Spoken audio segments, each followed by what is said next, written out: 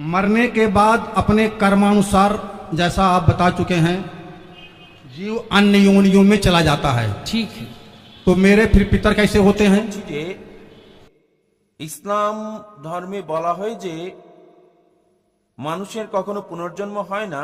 আর শ্রীমদ্ ভগবত গীতাতে শ্রীকৃষ্ণ অর্জুনকে বলেছিলেন, হে পৃথিবীর মানুষ, যার মানে সবাই কয়েকবার জন্ম নেয়, হয়তো তোমার জানা নেই যে আমার কয়েকবার জন্ম হয়ে গেছে। এই হিন্দু পণ্ডিতকে এই বৃদ্ধ ব্যক্তিটি পুনর্জন্মের সম্বন্ধে জিজ্ঞেস করলেন। তো দেখুন, প্রশ্ন শোনার পর এই পণ্ডিতজি কি উত্তর দিতে লাগলেন। আর ঠিক এই একই প্রশ্ন যখন ডক্টর জাকির নায়ককে জিজ্ঞেস করা হলো, তখন তিনি কি উত্তর দিলেন দেখুন। मरने के बाद अपने कर्मानुसार, जैसा आप बता चुके हैं, जीव अन्य योनियों में चला जाता है। ठीक है। तो मेरे फिर पितर कैसे होते हैं?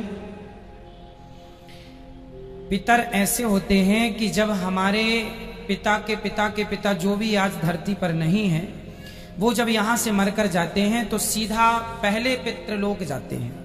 वहाँ जाने के बाद, जैसे हमने बताया, 13 होने के बाद यमराज जी निर्णय लेते हैं कि अब आप पाप या पुण्य के अनुसार अब कहाँ जाएंगे, स्वर्ग जाएंगे, नरक जाएंगे या अन्य तमाम योनियों में जाएंगे। तो कुछ लोग तो अपने कर्मों के बस किसी भी योनि में चले गए। माना कि हमारे दादाजी परदादा जो भी हैं, कोई शेर बन गया, शेर कर्मों के अनुसार। अब हमने उनके नाम से यहाँ पिंडदान दिया, गया जी में तर्पण किया, जहां भी किया, तो हुआ क्या, वो शेर की योनि में जहां है, यदि उन्हें कोई कष्ट है, भूखे मर रहे हैं या कोई कष्ट तकलीफ है, तो ये पिंडदान का पुण्य उनको उस योनि में प्राप्त होगा जहां वो है। किसी भी योनि, बंदर से लेकर चींटी से लेकर हाथी तक जहां है वो उन्हें, यदि वो मनुष्य बने हैं तो मनुष्य की योनि में उनको प्राप्त हो जाएगा, जहां है वहां मिलेगा। ठीक है। परंतु कुछ लोग ऐसे होते हैं, ट्रेन लेट होने से हमें स्टेशनों में एक वेटिंग रूम बनाया जाता है, वेटिंग हॉल बनाया जाता है, जहां ट्रेन लेट हो गई तो आप वेट कर सकते हैं। उसी प्रकार किसी व्यक्ति, हमारे पिता के पिता, किसी के पाप पुण्य का कोई निर्णय किसी कारण ना हो पाए तो वो पितृलोक में होते हैं, और हम यहाँ से यदि उनके लिए कुछ करते हैं तो उनका उद्धार हो जाता है। जैसे कुछ दिनों के लिए ईश्वर ने यह विधान भी रखा है, नचिकेता को ये बात यमराज जी ने बताई है। नचिकेता के संवाद में ये सब कुछ स्पष्ट है कि हमारे जाने के बाद ये जरूरी नहीं है कि मरने के तुरंत बाद हमारा पुनर्जन्म हो जाएगा, कहीं भी जरूरी नहीं है। हो सकता है 2 साल तक ना हो सकता है 10 साल तक ना हो, और हो सकता है 100 साल तक हम वेटिंग रूम में इंतजार करें अपने नंबर का। तो उन दिनों यदि हमारे पुत्र कोई तर्पण पिंड दान करता है तो वो हमें प्लस होके, जैसे बच्चे को 33 नंबर में पास होना है, परंतु 31 नंबर आए हैं तो मास्टर जी अपनी तरफ से 2 नंबर दे देते हैं और ग्रेस लगा के पास कर देते हैं। उसी तरह मेरा जरा सा कोई पुण्य रह गया तो उस पुण्य के कारण मुझे वेटिंग रूम में डाल दिया जाएगा कि आपके बच्चे यदि आपके लिए कोई पुण्य करते हैं तो वो पुण्य मिला के फिर आपका मोक्ष या स्वर्ग की प्राप्ति करा दी जाएगी। तो उस इंतजार में हम पितृलोक में रहते हैं। हम बच्चों को कहते हैं पुण्य करो, हमारे नाम से कुछ करो। जब नहीं करते तो वही पितृ फिर नाराज होके उन पर फिर गलत प्रभाव छोड़ने लगते हैं, उसी को पितृ दोष कहते हैं। अगर कोई वेटिंग लिस्ट बना हुआ हो तो फिर बता चुका मैं कि वो शेर बन गया होगा तो उसको तो रूप में प्राप्त हो जाएगा वो। तो उसके निमित्त भाव कथा सुनने से क्या फल मिलेगा? फिर किसको? भागवत कथा जो पोथी बैठा सुनते हैं, क्या आपने देखिए, होता क्या है कि आपका कोई अपना आदमी अमेरिका में है और आपने उसके खाते में पैसे डाल दिए तो उसके खाते में तुरंत पहुंच गया कि नहीं? अब वो उस पैसे से शराब पी ले या दूध पी ले या रोटी खा ले या मांस खा ले, आपने तो पैसे भेज दिए, अब वो उसका उपयोग अपने ढंग से करेगा। उसी प्रकार हमने तो पुण्य कर दिया अपने पूर्वजों के लिए, अब वो शेर बने हैं तो उनको मांस मिल जाएगा, गाय बने हैं तो चारा मिल जाएगा, इंसान बने हैं तो 56 भोग मिल जाएगा।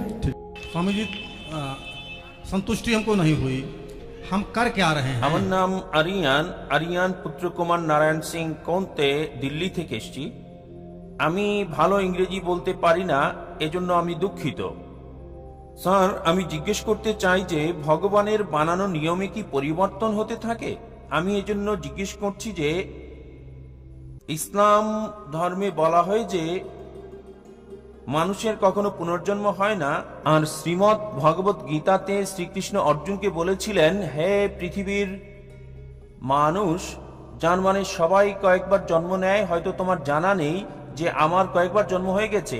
আমি প্রথমে গীতাতে যে জ্ঞান দিয়েছিলাম তা প্রথমে মানুষকে দিয়েছিলাম, যাকে আপনারা সবাই নূহ আলাইহিস সালাম হিসেবে চিনে থাকেন। আবার পরের বার বলছে যে আমি সূর্যদেবকে এই জ্ঞান দিয়েছিলাম, এখন আমি আপনাকে এটা দিচ্ছি। তাহলে স্যার আপনি কি বলতে পারেন যে মানুষের কি পুনর্জন্ম হয় নাকি হয় না? সময়ের সাথে সাথে কি ভগবানের দেওয়া নিয়মের কোনো পরিবর্তন হয় কিনা আমি জানতে চাই। দ্বিতীয় প্রশ্নটা ছিল পুনর্জন্মে বিশ্বাস করি কি না দ্বিতীয় জীবনে। এবার পুনর্জন্মের ব্যাপারে বললে ভগবদ গীতা থেকে উদ্ধৃতি দিলেন, তবে বেদ হিন্দু ধর্মের সবচেয়ে পবিত্র গ্রন্থ। বেদ হচ্ছে প্রথম, এগুলো হচ্ছে শ্রুতি, তারপরে আসে হচ্ছে স্মৃতি। মহাভারতের অংশ হলো ভগবদ গীতা। যদিও ভগবদ গীতা বেশি পড়া হয় বেদের চেয়ে, তবে নির্ভরযোগ্যতার ক্ষেত্রে বেদ হচ্ছে উপরে। বেদ পুনর্জন্ম সম্পর্কে বলছে, পুনর্জন্ম মানে পরবর্তী জীবন। আর যদি কোরআন পড়েন, কোরআনও এই কথা বলছে। কোরআন বলছে আপনি পৃথিবীতে আসবেন, তারপর মারা যাবেন, আবার পুনরুত্থিত হবেন। পূর্ণ মানে পরবর্তী, জন্ম মানে জীবন, পুনর্জন্ম। কোথাও বেদ বলছে না জীবন মৃত্যু জীবন মৃত্যু জীবন মৃত্যু, কোথাও বলছে না এই কথা, কোথাও বলেনি। ভগবদ গীতাও এ ব্যাপারে কিছু বলেনি। আপনি যে উদ্ধৃতিটা দিয়েছেন ভগবদ গীতা অধ্যায় 4 অনুচ্ছেদ 22, আমি রেফারেন্সটা দিচ্ছি। এটা ভগবদ গীতায় উল্লেখ আছে। হিন্দুদের মতে এটা সর্বশক্ত ঈশ্বরের বাণী। তাতে বলা হয়েছে যেহেতু মানুষ কাপড় পরিবর্তন করে, পুরাতন কাপড় ফেলে দেয়, নতুন কাপড় পরিধান করে, একইভাবে আত্মা নতুন দেহের ভেতরে যায়। পুরাতন দেহকে ফেলেতে নতুন দেহে যায়, আমার কোনো সমস্যা নেই। পৃথিবীতে এই দেহ আছে, যখন মারা যাবেন আপনাকে উঠানো হবে নতুন দেহে, সমস্যা নেই। এটা কোরআনের সাথে মিলছে, বেদের সাথে মিলছে। তবে এই দর্শন যেটা বললেন পুনর্জন্মের ব্যাপারে সংস্কৃত ভাষায় বলা হয়েছে সংস্কারা,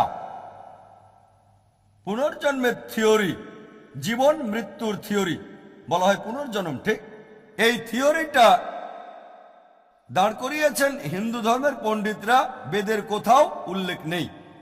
কেন? কারণ তারা ব্যাখ্যা দিতে পারতো না। কেন কিছু লোক দেব, কিছু লোক ধনী, কিছু লোকের জন্ম গরিব পরিবারে, কিছু লোকের সুস্বাস্থ্য আছে, কিছু লোকের বংশগত হৃদরোগ আছে, ঈশ্বর এমন অবিচার করছেন কেন? তারা এর কোনো ব্যাখ্যা দিতে পারেনি। তাই তারা একটা দর্শন নিয়ে এলো জীবন মৃত্যুর, কর্ম আর ধর্ম। কর্ম হচ্ছে কাজ, ক্রিয়া, ধর্ম হচ্ছে বিধান। তাহলে ব্যাখ্যা কি কেন ঈশ্বর অবিচার করছেন? কেন একজন মানুষ হৃদরোগ নিয়ে জন্ম নেবে? শেষ জীবনে সে কিছু পাপ করেছিল। এই দর্শন অনুমান হিন্দু ধর্মের পণ্ডিতদের, এটা বেদের নয়। তাই তারা এই দর্শন নিয়ে এলো আর বলল যদি ভালো কাজ করো পরবর্তী জীবনে উঁচু জাতে জন্ম নেবে তোমরা। আর হিন্দু ধর্মের বিশ্বজনীন ভ্রাতৃত্ব হচ্ছে সব জীবন্ত প্রাণী ভাই। তাই হতে পারে কখনো জন্মাবেন তেলাপোকা হয়ে, কখনো বা ইঁদুর হয়ে, কখনো বিড়াল হয়ে, কখনো কুকুর, কখনো মানুষ হিসেবে। মানুষ হচ্ছে সর্বোচ্চ লেভেল। ভালো কাজ করলে উঁচু লেভেলে জন্মাবেন, খারাপ কাজ করলে নিচু জাতে জন্মাবেন।